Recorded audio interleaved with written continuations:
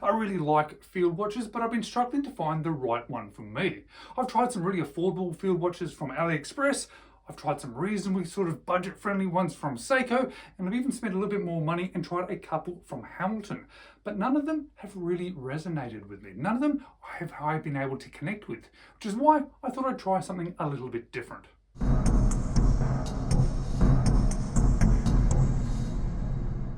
Hello, you're watching James. My name's James, you're watching me, and I am talking about watches. And today I'm talking about another Islander watch. This is my third Islander watch that I've ever owned, and it is something that is going to be a little bit different. And I think it's going to be something a little bit different because this one was produced in collaboration with TVG from the Urban Gentry. In fact, he designed this one. He sort of thought up the concept and the look of this particular watch. He made a lot of the design decisions, and as a result, it could be an interesting watch. It could be the ultimate field watch for me, or at least I hope so. Because I really do like Islander watches. I think they are a watch brand that produces some great watches at reasonable prices, and you get a relatively good quality watch for that money. And TVG has a bit of interest and enthusiasm for watches, and I'm hoping that that enthusiasm and that passion has seeped into this particular watch, because I have that enthusiasm as well. I have this passion for watches, and I hope that this watch is the one that I connect with, that I have this passionate feeling towards.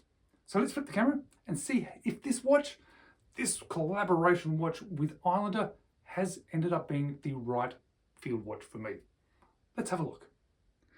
Unfortunately, if you're looking to buy one of these Rangemaster mechanical watches, you're not going to be able to buy one new because there are only 1,000 of them made, and all of them have now sold out. I got number 47, but I have already noticed that there are some of them selling new still on eBay or slightly used, and most of them are not asking exceptionally more money or any more money than they were brand new. So that is good to see. They're not trying to make money out of a limited release watch. But if you are able to get one, or you are thinking about getting one, there's a few things that you are going to get sort of on paper. On paper, you're getting a 37mm field watch with 100 meters of water resistance, a sapphire front and back, 1-year warranty, and powered by Miyota 8N24. Now, I purchased this one brand new off the Islander website, and it was $320 US. And for $320 US, you sort of know the watch that you are getting, because Islander Watch does some really good value watches, really well made watches. And being from TVG, he had some very specific dimensions that he was chasing to put into this watch. Because this watch here, it has a case diameter of 37mm exactly, a width of 9.7mm, which is nice and thin. A very sort of small or sort of compact lug-to-lug of 45mm, 20mm lug width, and on this supplied canvas strap, it only weighs 58 grams. Now, overall, this watch is relatively simple when it comes to the dial. However, there are some details on it that I think really make it stand out, really make it pop.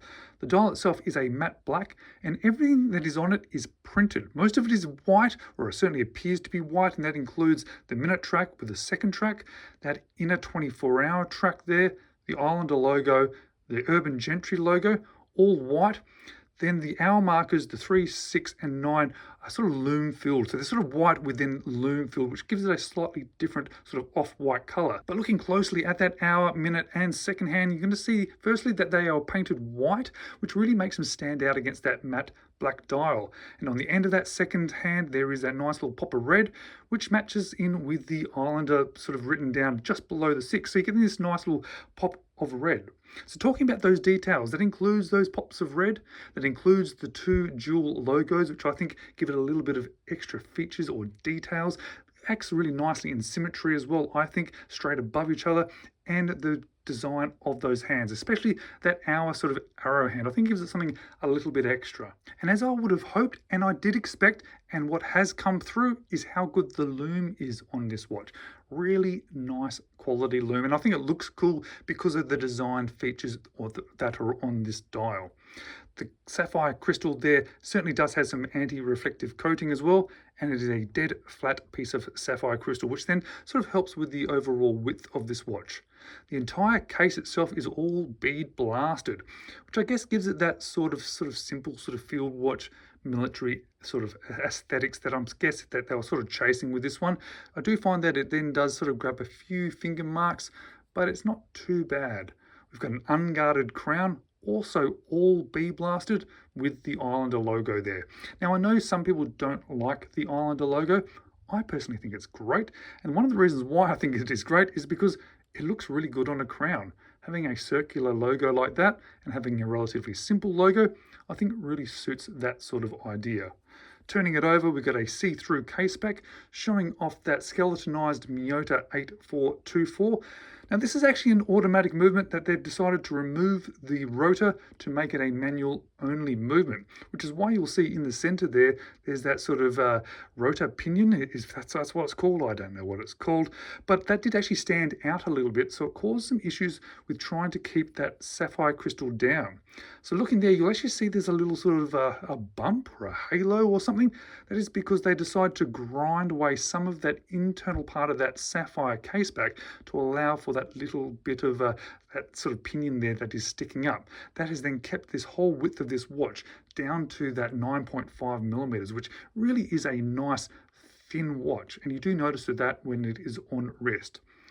They've chosen to go with a gold style sort of a movement there, which I guess does give it a little bit of a flashiness, which overall you can see it's a relatively simple sort of subdued watch, and you flip it over and you get that sort of pop of color, which is kind of cool. There is some text on the back of the watch there. You can see that it says mechanical sapphire, gives you that it says it's 47 of 1000, that is the ISL 226, and a little bit of Latin there, which TVG has put onto this particular watch.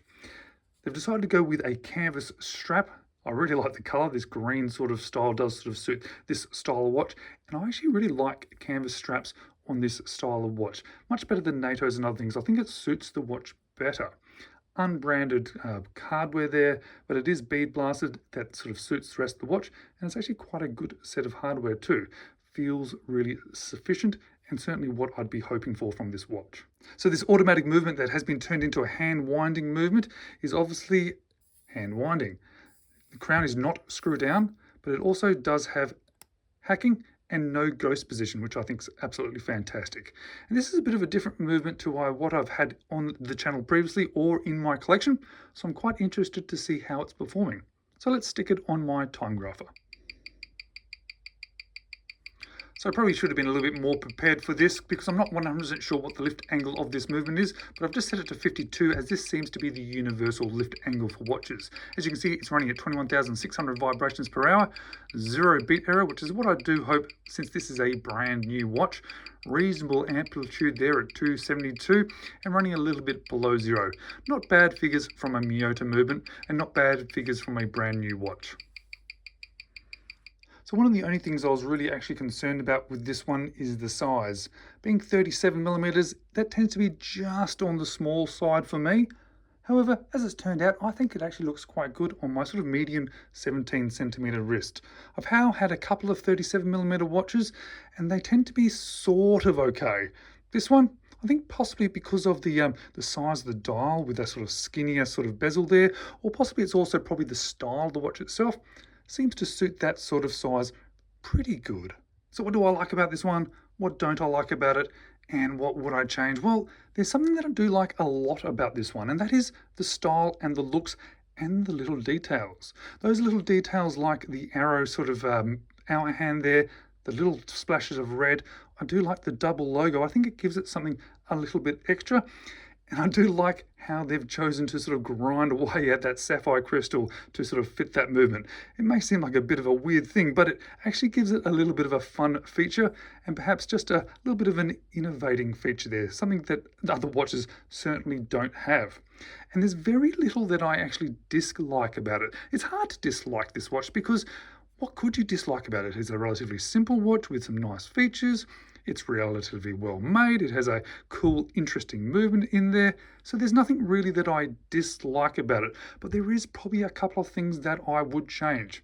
I did mention the 37 millimeters is okay on my wrist, but 38 for me would probably be slightly better. Maybe I'm being a little bit too critical there because I just happen to like watches that are a tiny little bit bigger. It's okay at 37, but I probably would change it to 38 if I had that opportunity. The movement, I'm a little bit unsure on. I think I understand why he's chosen this one. I think it does have some interest factor to it. I do like how they've ground that away because that is interesting. But I guess it would be kind of nice just to have a manually wind movement only in there, and perhaps maybe something just a little bit better. But then that would have definitely affected the price of this watch. So I think maybe it was a good choice and maybe the best of both worlds. The strap itself, I really like the color. It does feel good quality, but it is sometimes a little bit hard to get on through those holes, but that maybe just sort of over time will get a little bit better. But has it actually turned out to be the right field watch for me? Because I struggle with field watches. I struggle with the fact that I really like them, but every time I buy one, whether it be an affordable one or a reasonably priced one or even an expensive one, I don't seem to connect with them. This one has turned out probably the same. I really like it. I think it's cool, but I'm struggling to connect with it. But I think that is more saying something about me versus this watch. And guys, if you enjoyed this episode about a somewhat different watch, something different to what I've had on the channel before, perhaps you might enjoy these videos as well.